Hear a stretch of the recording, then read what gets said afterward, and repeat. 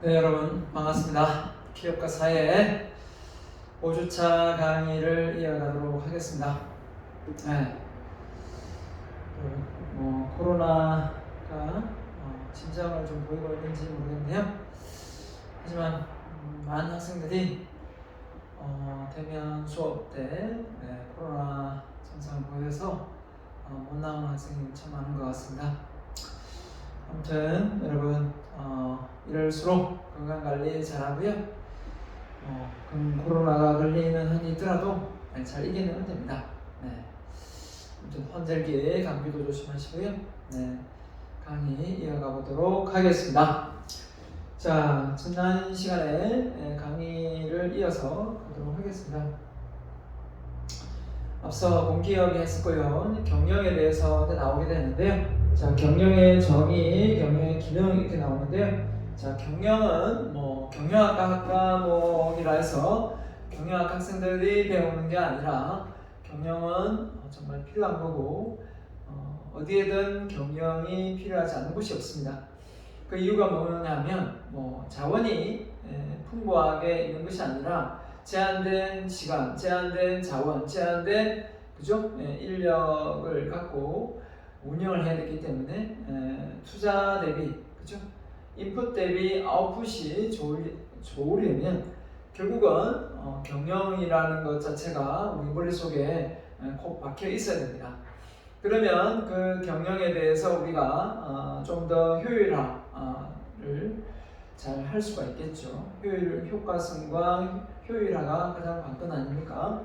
그래서 조직이 생존, 발전하기 위한 목적을 달성하기 위해 조직이 보유한 자원을 효율적으로 운영하기 위해 내리는 최적의 의사결정이다. 의사결정이다. 그 의사결정을 누가 합니까? 보통 CEO가 하죠. 자, 그래서 경영의 기능에는 관리 기능, 크게 업무 기능이 있는데요.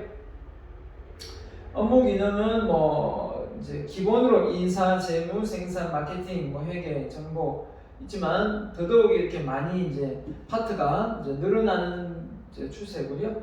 세분화되고 관리 기능은 이제 계획, 조직, 지휘 원래 하나 더 있습니다. 조정, 통제인데 조정은 빼고 통제로 바로 되는데요. 계획, 조직, 지휘, 통제 이렇게 알고 있으면 되겠습니다. 그래서 관리적 기능은 머릿속에 어떤 걸 계획하고 그 계획에 맞게끔 조직도를 짜고 그 속에서 리더십을 발휘하고 또 잘한 거에 대해서는 칭찬을 해야 되겠지만 안 된 거에 대해서는 피드백, 통제를 통해서 다시 또 계획을 세워야 되겠죠. 네, 그런 겁니다. 자, 그래서 보시면 경영의 개념에서 그래서 경영관리, 계획, 조직, 지휘, 통제 좀 세분화를 시켜보도록 하겠습니다. 자, 먼저 계획. 자, 계획은 반드시 필요하죠. 어디를 갈지도 계획이 필요하고 하지만 경영에서는 정확한 어떤 경영 성과를 내기 위해서는 반드시 계획이 필요합니다. 그 계획의 수립, 그죠? 그래서 MBR에서 매니지먼트 바이 오브젝트에서 해석하면 되고요. 자, 경영 전략, 그 다음에 그런 것도 다 계획에 속합니다. 결국은 우리가 머릿속에 개념을 잘 정립해서 어떻게 보면 좋은 아이디어를 갖고 시작하는 거지 않습니까? 그걸 통해서 조직을 짜죠. 조직화 요소에 라인, 스텝 나오지만 이제 라인은 말 그대로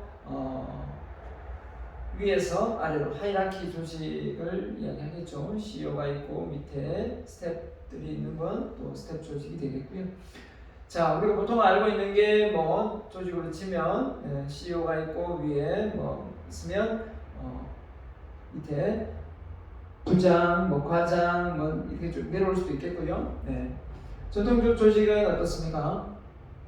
방금 말씀드린 대로 하이라키 조직으로 이렇게 되어 있고 동태적 조직은 이제 결국은 많이 움직이는 쪽이니까 말 그대로 딱 고정되어 있는 것이 아니라 조직 자체가 어떻습니까? 프로젝트가 있을 때만은 모였다가 프로젝트가 없으면 다시 또 없어지고 해체 모여가 되는 거죠. 자, 지위입니다. 지위, 동기부여입니다. 말 그대로 직원들의 사기를 부여하는 거. 자, 뭐 동기 나왔으니 말인데 우리가 어떤 동기가 있다. 목표에 대한 동기도 있었고 성과에 대한 동기, 그죠? 또는 뭐 돈에 대한 동기, 뭐 여러 가지가 있을 수 있겠죠. 동기가 있는데 어떤 사람은 동기가 많고 어떤 사람은 동기가 없어요. 그 이유가 사람마다 다르겠지만 성취 욕구 또 이렇게 해당되는데 뭔가를 이루고 달성하고 이런 거에 대해서 이 재미를 느껴야 되는데 이런 걸 재미로 못 느끼고 귀찮아하고 그죠? 남 따라하고 그냥 시키는 일만 하는 그런 직원도 많죠. 그런 CEO도 많습니다. 그래서 CEO가 이런 조직원들을 잘 동기부여시키기 위해서는 뭐 돈을 많이 주겠다 뭐 이런 것도 되겠지만 칭찬과 그죠? 피드백을 시기적절하게 잘 이렇게 전달할 때 직원들의 사기가 올라가겠죠, 그죠? 자, 그래서 직원들 자체도 기대하는 어떤 마음이 있어야 됩니다. 뭔가 기대하는 마음이 전혀 없이 동기가 되는 건 없거든요. 예를 들면 성과가 잘 나오면 인센티브가 있을 거라는 것을 기대를 하게 됩니다. 근데 매번 뭐 회사는 돈을 엄청나게 잘 버는 것 같은데 회사는 나한테 뭐 돈을 지불하는 어떤 임금은 매일 뭐 동등하다 하면 그다음부터 일을 열심히 하려고 하는 마음이 없어지겠죠. 네, 이런 것들입니다. 자, 리더십은 주인데요. 영향력이죠. 영향력. 리더십에 대해서는 내가 여기서 그냥 기겁품 볼 수가 있습니다. 자, 소통, 팀 활동. 자, 그래서 표준 설정, 통제, 측정, 비교, 실행. 자, 그래서 어떤 걸 실행에 옮겨서 그 결과에 대해서 피드백을 합니다. 이 피드백을 통해서 다음에 어떤 결과치를 예상해서 다시 또 계획을 제대로 플랜을 짜야 되기 때문에 통제가 좀 중요합니다. 그래서 뒤에 나오겠지만 사전 통제, 동시 통제, 사후 통제 이렇게 있습니다. 자, 개념에 보면 자, 경영 업무에서 재무관리, 인사관리, 마케팅관리, 생산관리 다 그 주변을 관리적 기능이 또 싸고 있습니다. 업무 기능에 포함이 되는 거죠. 어느 곳에서든 계획, 조직, 지휘, 조정, 통제가 필요하지 않는 곳이 없는데 특히 이제 예산적인 부분에서 재무, 그죠? 인사적인 부분에서 조직, 마케팅 부분에서 이제 지휘, 생산 부분에서 통제 이제 이렇게 잘 매칭을 시켜놨습니다. 자, 그다음에요. 경영 부분, 경영 부분 관리에서 인풋 대비 아웃풋이 좋아야 되기 때문에 결국은 이렇게 계획, 조직, 지휘, 통제에서 아까 말씀드린 대로 업무 기능에서 생산, 그죠? 재무, 인사, 회계, 경영 정보가 잘 시행돼서 아웃풋이 인풋 대비 아웃풋이 좋은 성과로 이어지는 그 과정이 바로 경영이다라고 볼 수 있는 거죠. 자, 그래서 품질이 우수하면 고객이 감동이 일어날 것이고 고객이 이에 대한 불만이 있으면 고객 불만이 있겠죠. 그래서 고객 만족이 뭐냐? 우리 앞서 배웠죠. 고객이 기대하는 만큼 사용 가치가 물건을 서비스를 써보니까 너무 좋아요. 사용 가치와 기대 가치가 일치될 때, 사용 가치와 기대 가치가 일치될 때 고객 만족이 일어난다. 잘 알아둬야 되겠죠. 뭐라고요? 사용 가치와 기대 가치가 일치될 때, 그때 고객 만족이 일어난다라는 겁니다. 자, 자원에는 이렇게 유형, 무형으로 나는데 사실 여기 이제 유형은 사람을 원래 포함을 시켰는데 하도 이제 인적 자원이 중요하다 보니까 사람을 유형으로 넣기에는 그죠? 이런 유형이나 자산, 기술, 준비 이런 것을 넣기에는 좀 그랬었던 것 같아요. 그래서 다시 무형, 유형하고 또 인적 이렇게 따로 뽑았습니다. 사실은 이제 유형에 넣어도 상관없어요, 그죠? 근데 이렇게 이제 우리가 인적으로 가지고 있는 기술이나 노하우들이 회사에 잘 녹아날 수 있도록 이제 회사 조직 문화를 잘 만들어 가야 되겠죠. 근데 이제 직원들이 가지고 있는 이 기술이나 노하우가 잘 나오지 않고, 그죠? 어떻게든 몸을 사리는 그런 직원이 많다면 결국은 그 회사는 인재가 아무리 우수해도 그 인재에 가지고 있는 재능을 잘 발휘하지 못하는 조직이 될 겁니다. 자, 우리가 알고 있는 무형자산에는 이제 브랜드, 명성, 평판, 특허, 저작권 이거 다 이제 무형자산인데요. 옛날로 보면 그렇게 중요하지 않은 거였지만 지금은 이 무형자산이 어떻게 보면 올라가는 평판이 기업이 어떤 기능을 했을 때 잘 올라갈까요? 무형. 기업이 바로 사회적 책임을 다할 때 이 무형자산이 많이 올라갑니다. 맞죠? 그렇기 때문에 그 기업이 가지고 있는 어떤 뭡니까? 그 사회적으로 어떤 기여나 이런 공헌 활동 이런 것들이 결국은 사회적 책임으로 이어지기 때문에 그런 기업에 대한 어떤 성과에 비해서 사회적 기여와 사회적 책임, 사회적 공헌 활동이 아주 미미하다면 어떻게 됐습니까? 그 기업에 대한 브랜드 가치가 올라가겠습니까? 올라갈 수가 없죠. 그렇기 때문에 결국은 그 기업이 가지고 있는 역량 대비 그 사회에 있는 많은 구성원들이 기대하는 바가 있을 텐데 그 기대하는 바에 대한 성과로 어떤 혜택이 돌아가지 않으면 사회적 이슈가 된다. 우리가 전에 잘 배웠습니다. 그죠? 문제가 될 수 있다라는 겁니다. 자, 경영의 능력입니다. 자원의 통합, 활용, 노하우, 기술 이런 부분인데요. 자, 이런 마케팅 기술, 팀워크, 의사결정 이런 부분에서 직원들을 잘 화합하고 소통할 수 있는 경영자의 자질이 꼭 필요하겠습니다. 네. 자, 그래서 어떤 사람은 뭔가 마케팅 홍보를 잘하고 그래서 광고 홍보를 잘하는 사람이 있고 어떤 사람은 팀을 잘 이렇게 협업해서 융합과 소통을 잘하는 사람도 있겠고 어떤 사람은 적재적소에 의사 결정을 잘 내려서 디시전 메이킹을 잘해서 어떻습니까? 회사의 어떤 그 자원을 잘 절약해서 잘 성과로 이어질 수 있는 부분이 있겠죠. 자, 그래서 경영의 이념입니다. 자, 경영의 이념은 어떻게 보면 상당히 기업으로 보면 계획보다 더 위에 있는 상위 단계입니다. 기업의 어떤 신조 또는 경영 철학이라고 볼 수 있는데요. 자, 이 부분은 기업의 CEO의 마인드가 녹아있는 경우가 참 많습니다. 그래서 이 경영 이념이나 이 신조, 이 경영 철학이 기업의 이미지에서 정말 중요한데요. 그래서 기업가가 갖춰야 될 가장 중요한 덕목이 뭐냐면 윤리적, 도덕적인 어떤 수치 이게 참 중요하겠죠. 그런 마인드가 없고 이타심이 이런 마인드가 참 중요합니다. 그런 마인드가 형성되지 않는 기업의 CEO가 회사를 운영하다 보면 세금을 탈루하거나 기본으로 성과가 많이 나더라도 직원들한테 배분을 하지 않거나 또 주주들에게 배당을 하지 않거나 또 어떻게 되겠습니까?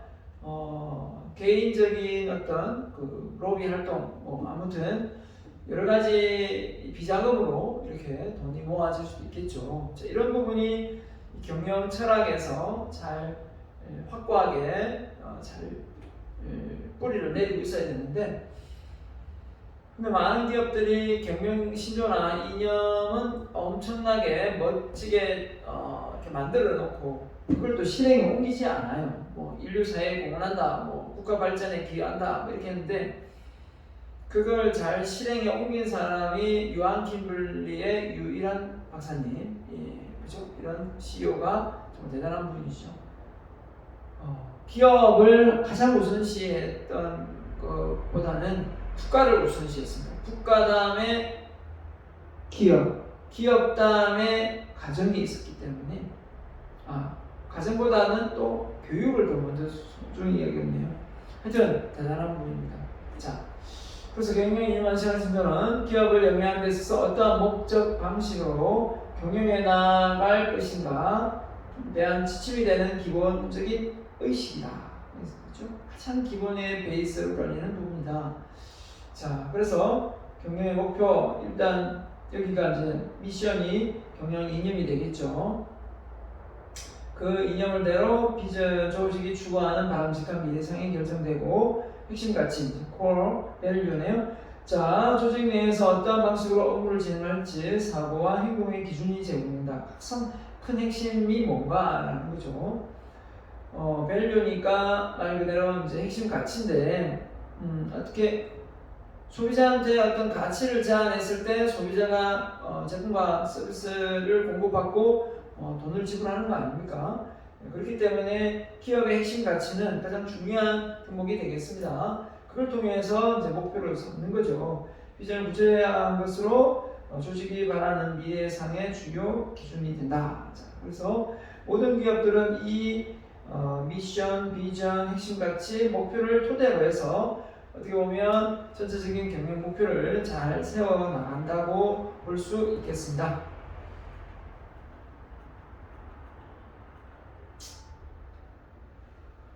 자, 그래서 경영자의 의의가 나오는데요. 자, 경영자는 경영 목적에 따라 수행해야 할 직무 관리, 조직 관리를 효율적으로 하는 사람이다 했습니다. 직무 관리하고 조직 관리라고 했는데요. 자, 조직 구성원들의 관리가 있겠고 자기 업무가 있겠죠. 그런 것들을 잘 수행하지 못할 때 일은 잘하는데 구성원들과의 소통이 잘 안 되는 사람도 있고, 그죠? 구성원들과의 소통은 잘 되는데 자기 직무에 대해서는 잼병인 사람도 있잖아요. 그런 사람이 이제 되면 힘들죠. 자, 아무튼 그런 사람보다는 이 직무와 조직 관리의 효율성을 꾀하려면 어떻게 되느냐? 자, 경영자의 주요 덕목을 보면, 자, 윤리적 기업가 정신, 자, 윤리성 다 알 거고, 기업가 정신이 이제 도전, 혁신 이런 거 아닙니까? 그리고 또 어떤 게 있습니까? 리스크 관리 이런 거죠. 순취성, 그 다음에 내재적 동기 이런 게 있는 게 기업가 정신이거든요. 그 다음에 사회성, 말 그대로 이제 누구하고 잘 어울리는 거죠. 조직에서 구성원들과 이렇게 소통이 잘 되고 사회성이 있다 이 말을 많이 들어보셨을 텐데, 말 그대로 구성원들과의 유대관계가 좋다라는 거겠죠. 자, 그게 보나서 업무니까 직무니까요. 전문지식, 경험, 도전 정신이 자 이게 따로 되어 있네요. 아무튼 그런 부분이 이제 감수성 또 포함해서 아이디어도 잘 내고 리더십도 괜찮고 자기 이해도 잘하고 혁신, 경쟁력이 있어서 성과를 이어진다 뭐 이렇게 되는 것 같은데요. 자, 아무튼 경영자가 갖춰야 될 덕목을 몇 가지를 나열해 놨는데 결국은 이제 감수성이 이제 EQ 아닙니까? EQ. 자, EQ가 여러분 생각에 뭐 EQ가 IQ 대체되는 게 뭐 EQ다 이 생각할 수도 있는데 감성지능에도요 여러 가지 요소가 있습니다. 먼저 자기 이해, 자기 인지 능력이 있고요, 그죠? 자기에 대한 감정을 좋고 나쁜 걸 잘 인지하는 거죠. 자기 감정 컨트롤이 두 번째가 있거든요. 자기 감정 통제가 잘 돼야 돼요. 그 다음에 또 뭡니까? 자, 누구한테든 또 그 감정을 또 잘 타인 인지 능력이 있습니다. 타인의 감정도 인지할 수 있어야 돼요. 그 다음에 타인의 감정을 업시킬 수 있는, 또 타인의 감정을 업시킬 수 있는 마인드를 가진 또 감성지능이 있어야 되겠죠. 자, 이런 걸 보면 EQ라는 거는 우리 IQ 대비 EQ가 어떻게 보면 많이 이제 좀 이렇게 예전에는 IQ 머리가 좋아야 된다 이런 쪽만 많이 이제 얘기했다면 이제는 사람들과의 유대관계가 좋아야 된다 이러다 보니까 EQ에 대한 부분도 많이 이야기를 하고 있는데, 그럼 EQ가 토탈 뭐 뜬 거냐 딱 한마디로 표현한다면 저는 이렇게 말하고 싶어요.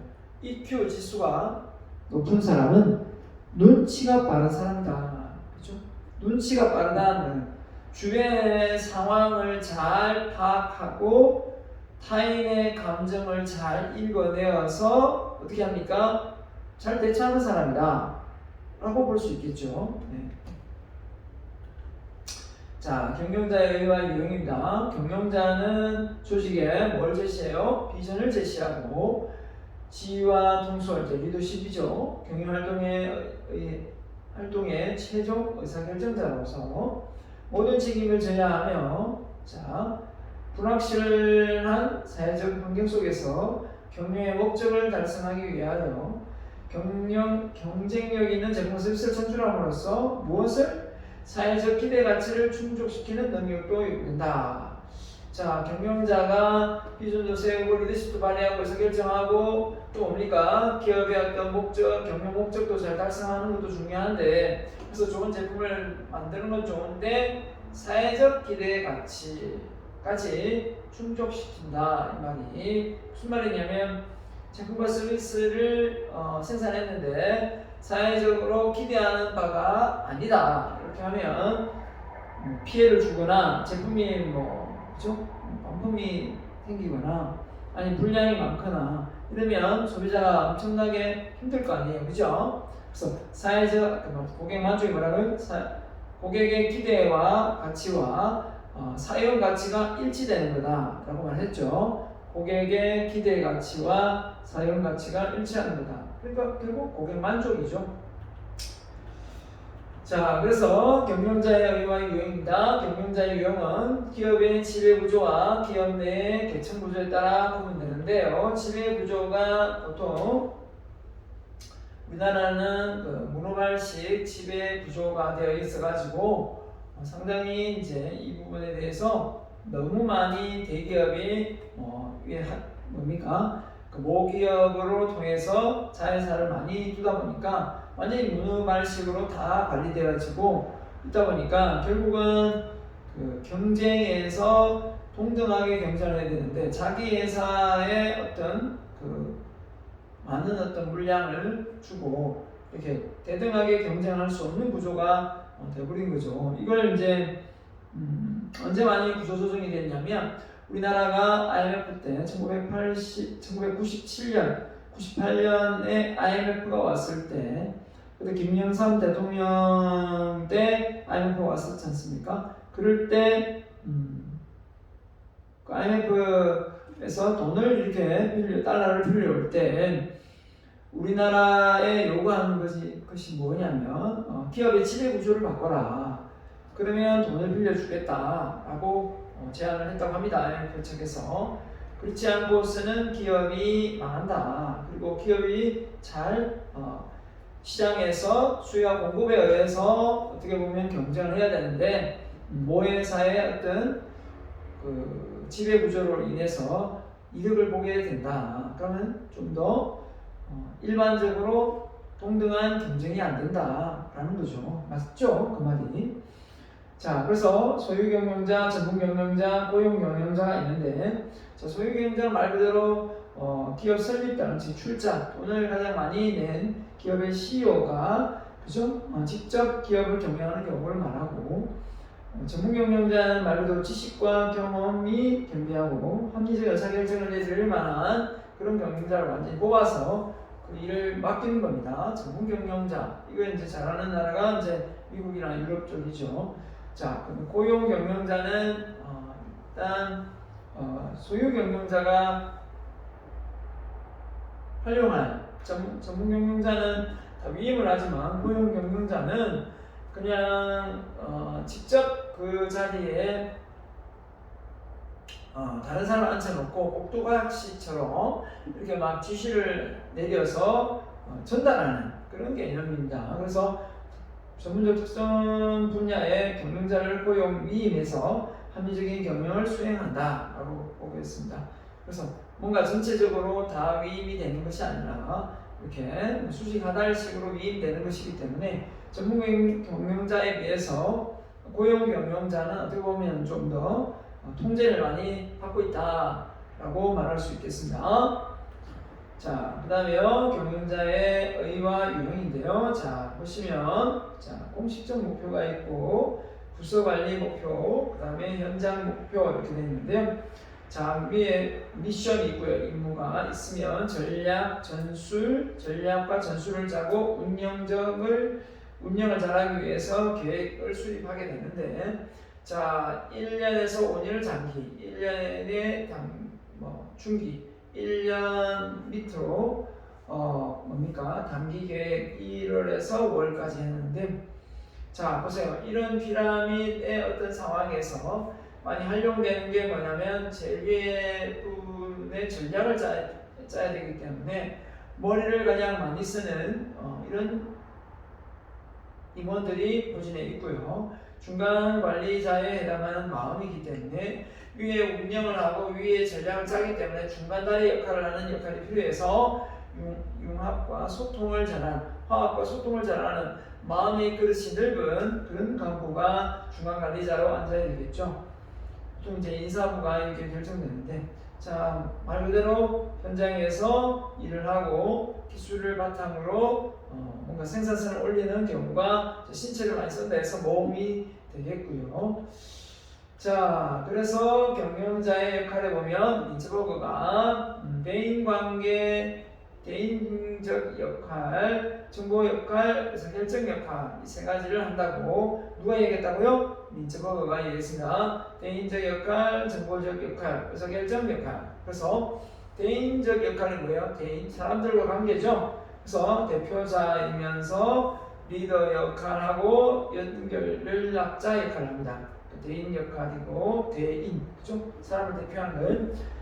그 다음에 정보적 역할에는 말 그대로 그 정보를 조직에 잘 전달하는 거죠. 모니터 역할 잘 파악해서 정보 전달, 정보 활용하는 거고요. 의사결정한테 결정을 내려야 되겠죠. 그렇기 때문에 어떤 결정을 내릴 건가라고 했을 때 도전적인 리스크를 안는 그런 기업가 정신과 또 분쟁이 일어났을 때 중간에서 잘 조정하는 조정자 역할까지 제한된 자원을 잘 배분하는 거고요. 그 다음에 조직과 협상을 할 때 협상가 역할까지도 디시전 메이킹 해야 되죠. 그래서 결정을 내려야 됩니다.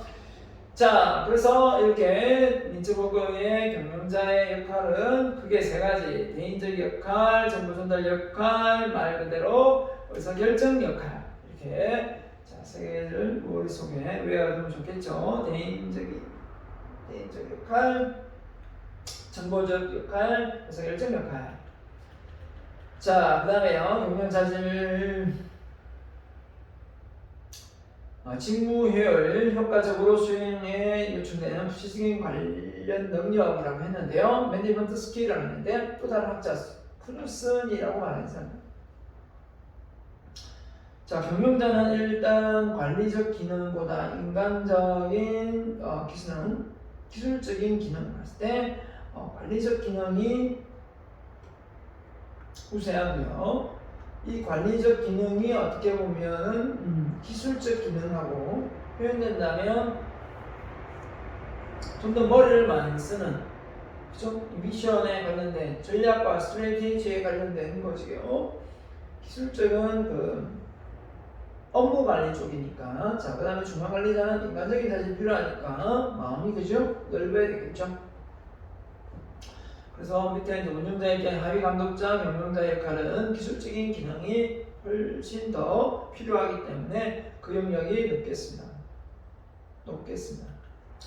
자, 그 다음에 경영자 자질 중에 칸츠, 방금 크누슨하고 린츠버그 이야기했는데요. 칸츠는 개념적 스킬, 다 들어보면 내용은 다 똑같아요. 아까 린츠버그는 어떻게 보면 의사결정 역할, 대인관계 역할, 정보 전달 역할 이렇게 표현했고, 영역에서 개념적인 역할이 아까 크누슨은 관리적 기능의 말을 개념적 스킬이라고 표현을 했습니다. 경영자의 상황 판단 능력, 그죠? 부분과 전체 주식에 어떤 영향을 미치게 되는 효과를 총체적으로 인식하는 능력. 한마디로 나무만 보는 것이 아니라 숲을 볼 수 있는 그런 역량을 갖춘 경영자를 얘기하는 겁니다. 그 다음에 중간관리 역할 자리이기 때문에 대인관계 능력, 개인과 집단의 일원으로서 소통하고 이해하며 동기부여할 수 있는 능력, 그죠? 그 다음에 기술적 능력, 전문적인 지식 활용 능력, 합의자를 관리하기 위하여 경자가 갖춰야 될 업무와 관련된 전문 지식 능력. 자, 이런 것들이 없으면 결국은 경영자가 조직을 잘 이끌어가기가 힘들겠죠. 네. 자, 그래서 경영자의 책임입니다. 책임에는 뭐라 했습니까? 경영자의 양면적인 책임. 자, 내부적인 책임, 외부적인 책임 이렇게 나와 있네요. 자, 경영을 하면 내부적으로 책임을 잘하면 됐지 또 외부적으로 어떤 책임을 다해야 될까요? 바로 기업을 운영하는 입장에 보면 외부에 많은 이해관계자들이 있죠. 자, 그런 부분에서 이제 사회적 책임까지 더해진다면 뭐 이해관계자들이야 뭐 은행, 뭐 공급업체, 그죠? 많은 뭐 이런 그 유통 과정에서의 어떤 대리점 이런 게 많이 있을 수도 있겠지만 사회적 책임까지 거론한다면 기업이 자기 어떤 내부적인 책임, 직원들의 복지나 임금에 신경을 쓰기보다 또 이 외부적인 책임이 또 비중이 갈수록 높아지고 있어서 경영자의 양면적인 책임이 되고 있다라는 겁니다. 그래서 내적인 책임, 본능적인 책임은 주주와 근로자를 잘 이제 도필하고 기업의 어떤 그 수익이 났을 때 주주들과 근로자들에게 임금과 배당을 잘 주면 되겠죠. 근데 이제 이게 이제는 기업의 어떤 그 책임이 상당히 이제 넓어져 버린 거죠. 대외적으로. 그래서 그 파생적 이제 책임이라 해서 타인 자본가, 노동조합, 소비자, 공급자, 경쟁자, 정부, 지역사회 등의 기여를 하는 그런 어떤 상황에 도래가 되었습니다. 그래서 기업이 가지고 있는 그 영향력이 좀 작을 수도 있겠지만 이제 기업이 대기업, 중소기업에서 대기업 정도 되면 그 기업이 가지고 있는 파워가 아주 막강하기 때문에 결국은 이 외부적인 책임의 범위가 가면 갈수록 넓어지고 있다고 볼 수 있겠습니다. 자, 그러면 지난 시간에 했던 4장이 끝나고요. 5장을 좀 하도록 하겠습니다. 자, 5장입니다. 자, 5장은 기업의 목적이 되겠습니다. 목적은 아까 앞서 우리가 미션이 있고요. MBO가 있었죠. 그죠? 오브젝트 했는데 볼까요? 자, 기업가 정신과 경영, 기업의 목적이 있는데요. 자, 기업의 목적에 의해 기업의 목적론 해가지고 나와 있네요. 자, 보겠습니다. 기업의 목적, 오브젝티브인데 개인, 집단, 조직이 성취하려고 노력하는 바람직한 미래의 상태라고 했는데요. 목적성을 가져야 된다 이런 말을 제가 많이 하는데 우리가 그 전공을 택해 가지고 이렇게 이제 학과를 선택해서 이제 대학을 들어왔지 않습니까? 그럼 그 전공에 대해서는 다른 타 전공에 비해 내가 깊이 있는 학문을 공부하겠다라고 마음먹고 들어오게 된 거거든요. 그렇기 때문에 그에 맞는 목적이 필요하겠죠. 이와 마찬가지로 기업이 어떤 운영상의 경영을 하는데 그 목적이 불분명하다면, 명확하지 못하다면 어떻게 되겠습니까? 그 밑에 있는 구성원들이 뭘 해야 될지 몰라서 우왕좌왕하겠죠. 이런 것들 때문에 기업의 오브젝티브는 정말 중요한 겁니다. 그죠? 기업이 최종적으로 달성하려고 하는 의도하는 성과나 결과를 알아야 되는데 그게 뭔지 모르겠다. 기업이 경영활동을 통해 실현하려는 최종 도달 상태, 그러니까 어떤 목적을 달성하기 위해서 이 기업이 참 설립이 됐는지 그에 대한 부분이 있어야 되겠죠. 어떻게 보면 목적은 하나의 이유가 되겠습니다. 그 회사가 생존하고 계속적인 기업으로서 사회에 기여할 수 있는 이유가 뭔가, 어떤 부분에서 이 기업이 계속 생존을 해야 되고 어떤 목적을 두고 있는가 이거거든요. 그래서 사회 속에서 조직의 역할을 정당화, 합법화시키는 의미로 사용된다. 당연하죠. 그 목적이 이상하게 왜곡된다면 그 사회에서의 어떤 정당화 또 합법화가 어렵겠죠. 그 다음에 두 번째는 성취해야 하는 구체적인 지표의 개념도 내포된다 했습니다. 성취해야 하는 구체적인 지표의 개념도 맞죠? 무엇을 달성하고 무엇을 어떻게 구체적으로 측정 가능하게끔 해야 되니까. 그다음 세 번째는 공식적 목적과 활동적 목적이 있다. 그렇겠죠? 네, 기업이 추가하고자 하는 어떤 공개적인 어떤 목적과 그에 따른 그 공식적인 목적에 비해서 활동적인 목적은 좀 더 구체화될 수 있어야 되겠네.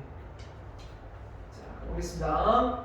자, 기업 목적의 기능. 자, 경영 활동을 수행하기 위해서 조직이 나아갈 방향을 제시해주고, 맞죠? 방향 어딜 가냐? 일관성과 합리성을 제공하는 기능이다. 기업 목적의 기능은 일관성이 있어요. 왔다 갔다 하면 안 된다는 거죠. 일관성이 있어야 되고 합리성이다. 누구한테 뭐 이익이 가고 특정 다수에게 이익이 가고 특정 소수는 불이익을 본다 이러면 안 되겠죠. 일관성과 합리성을 기업의 목적 기능에 포함이 되야 된다. 그래서 과업의 설정 기준이 자 보면요. 기업의 목적에서 과업의 설정 기준이 기업의 평가 기준이 될 수도 있겠고 의사결정 수단이 될 수도 있겠고 동기부여 수단이 될 수도 있겠고 조직화 기준이 될 수도 있겠네요.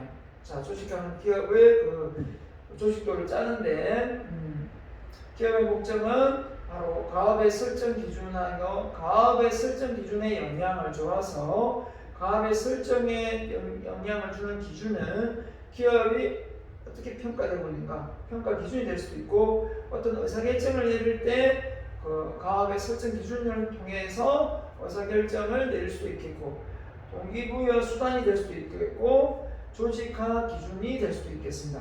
그래서 기업의 목적 중 가업의 설정 기준에 해당되지 않는 것을 고르시오 하면 이거 왜 고를 수 있어야 되겠죠?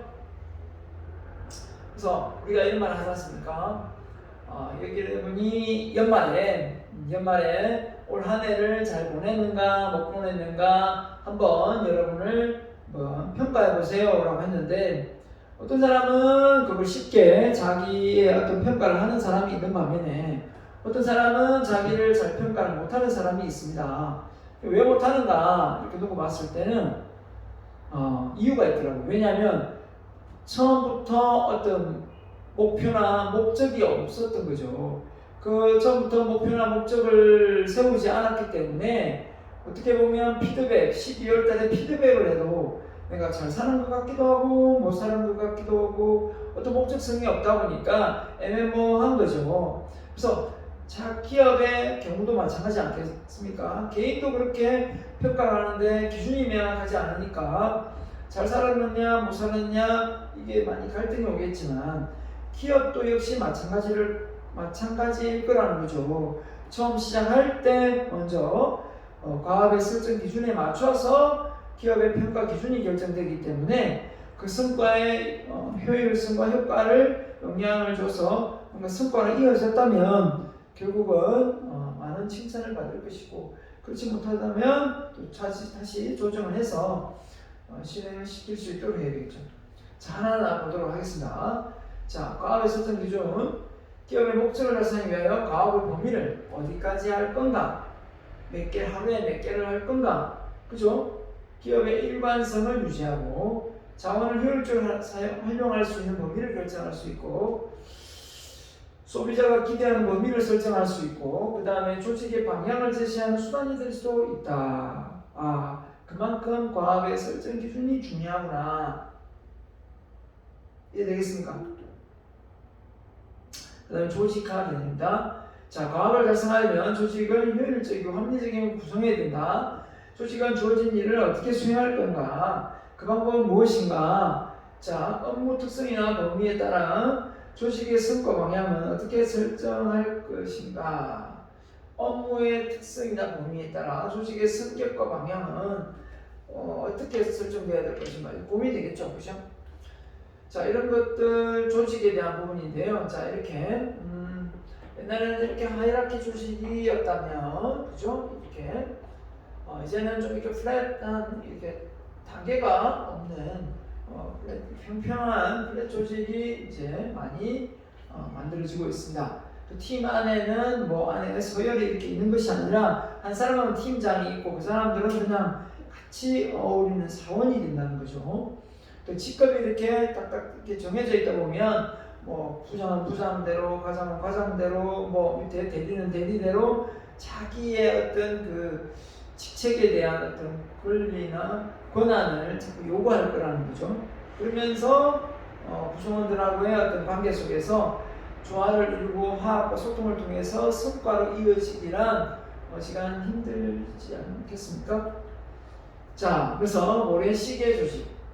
자, 모래시계 조직의 양쪽 다 이렇게 중간이 별로 없네요. 중간이 적고 승진 대신 능력과 업적. 네, 승진 대신 능력과 업적을 좀 많이 취한다, 그죠? 네. 자, 그 다음에 이게 하나의 모양이고요. 기타 유형들 네트워크 하나의 코어, 그죠? 네.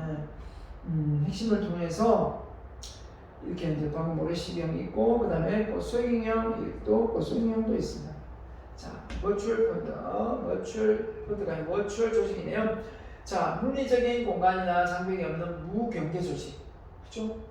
아주 자율적인 핵심 역량 유지 기타 부분은 외주를 주고 아웃소싱을 하고, 그죠? 모든 참여 조직의 핵심 역량만 연결한다. 그래서 이렇게 핵심 역량만 딱 남고 나머지는 다 이렇게 경계가 없는 그런 상황이 되는 거죠. 자, 그래서 버추얼 조직 이렇게 되어 있네요. 자, 그래서 뭔가 한마디로 자유롭게 되어 있지만 그래도 그 속에서 어떻습니까? 마케팅, 생산, 연구 뭐 이런 부분은 다 짜임새 있게 핵심은 기본으로 갖추고 있습니다. 그래서 스컹크 조직 이렇게 표현했고요. 그 다음에 맨 조직, 키맨이네. 키맨 조직 이렇게 되어 있고요. 그 다음에 기능별 조직의 특성입니다. 자, 기능별은 보통 수직적인 피라미드 구조라고 보시면 돼요.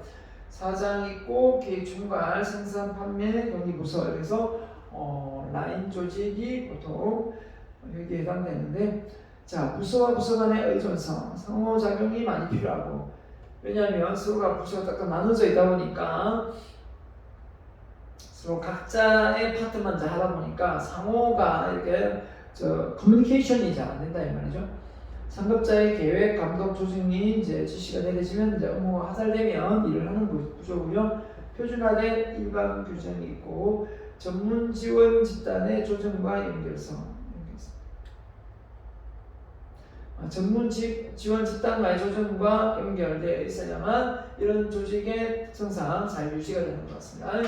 자, 그 다음에 사업부별 조직. 자, 이렇게 중앙서비스부, 기능별부 해서 1사업부, 2사업부, 3사업부 해서 그 안에 방금 라인 조직, 구매, 생산, 판매, 인사, 제작이 있지 않습니까?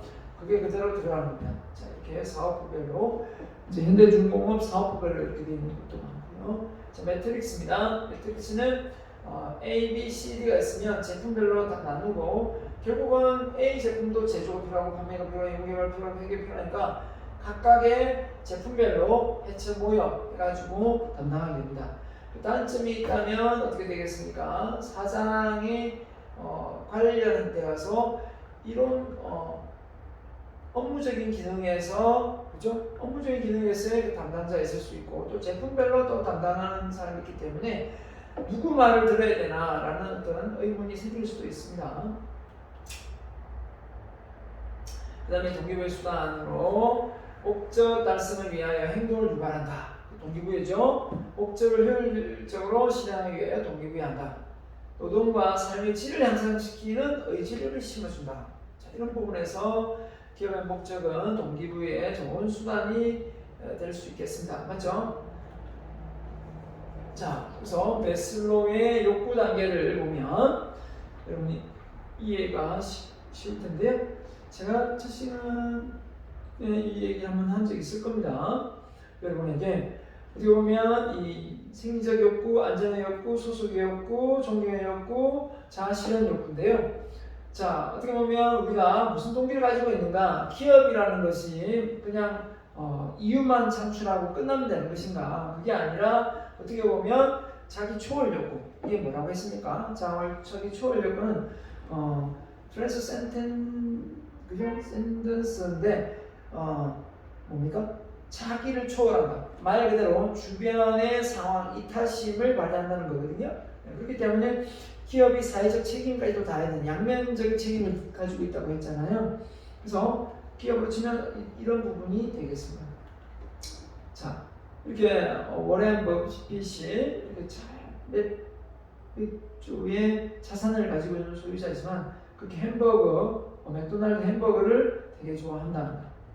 자, 우리가 동기를 이제 예를 좀 드는데요. 자, 이런 뻥뻥 뚫려 있는 고속도로를 달리고 싶은 욕구하고 이런 어떤 시골길을 달리고 싶은 동기가 같을 수는 없겠죠. 예. 그렇기 때문에 사람이 갖는 동기. 그래서 어떻게 보면 우리가 말이 나면 제주도로 가고 사람이 나면 뭐 서울로 간다. 그래서 서울로 다 모이고 있는 거 아닙니까?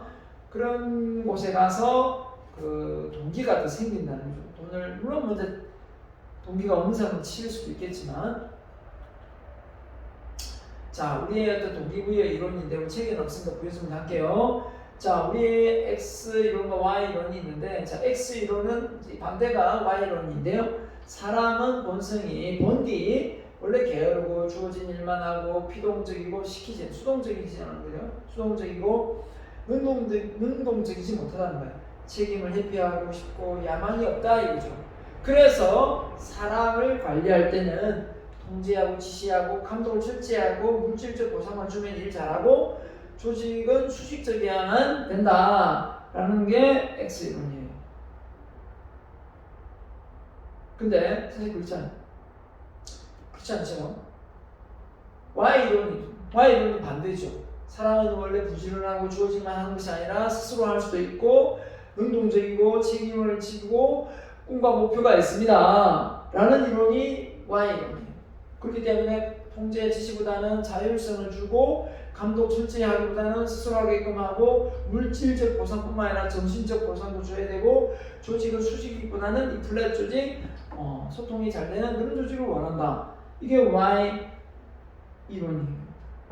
여러분은 우리의 사람이 어떻게 관리되어져야 된다고 생각합니까? 조직에서. 근데 이게 맞다 저게 맞다가 아니라 저는 이렇게 말하고 싶어요. 사람에 따라서 이 의식 수준이 뭐죠? 바로 긍정지수거든요.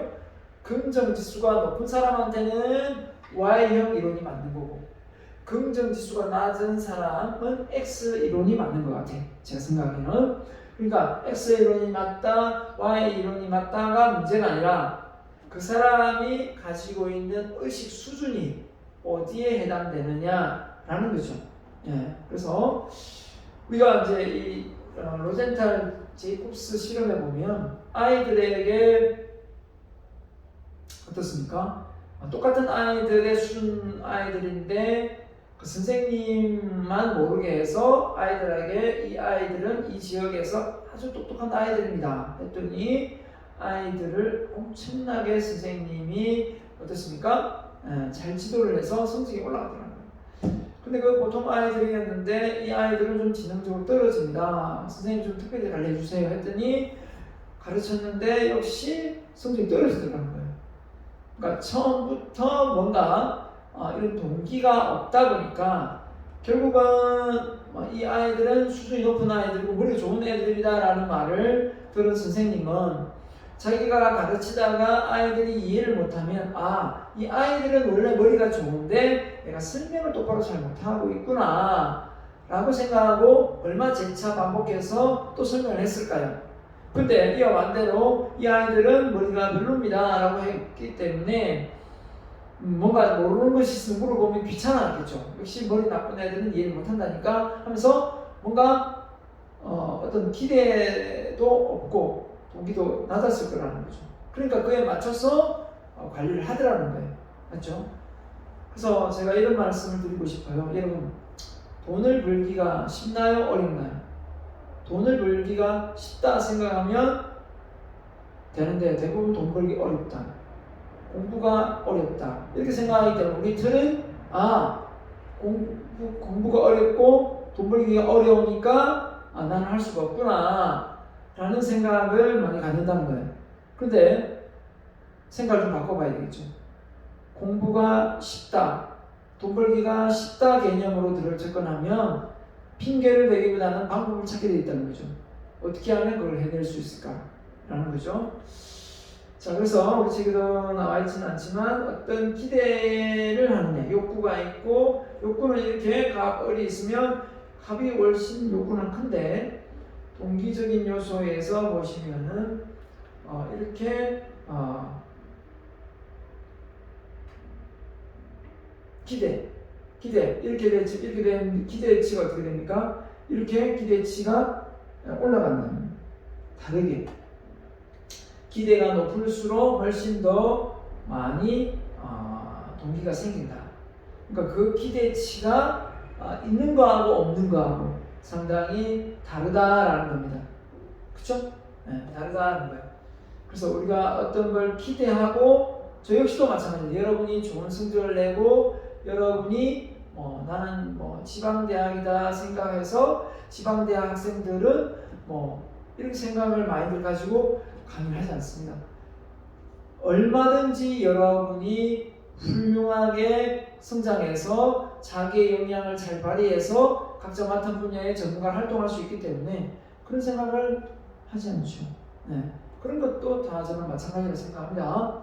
네. 자, 그 다음에 의사결정의 기준으로 보는데요. 의사결정 기준.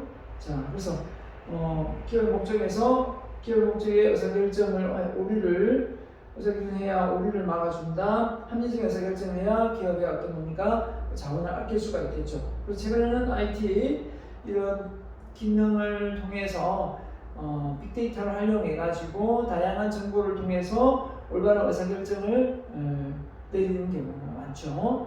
그래서 그런 어떤 정보가 없는 상태에서 올바른 의사결정을 내리기가 어려우니까요. 그 다음에 기업평가 기준이 된다.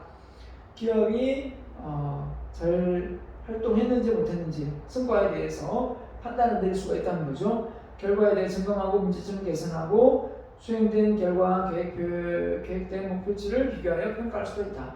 자, 그립니다. 자, 그 다음에 통제인데요. 자, 통제는 다음 시간에 이어가도록 하겠습니다.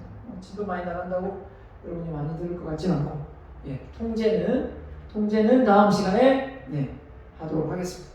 자, 수고 많았습니다.